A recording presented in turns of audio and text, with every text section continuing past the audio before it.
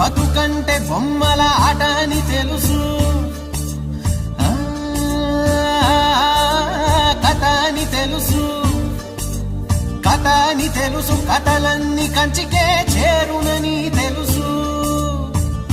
తెలుసు తెర తొలుగుతుందని, తెలుసు తెల్లారుతుందని, తెలుసు ఈ కట్టె పుట్టుకుమంటదని, తెలుసు ఈ మట్టి మట్టిలో కలిసిపోతదని,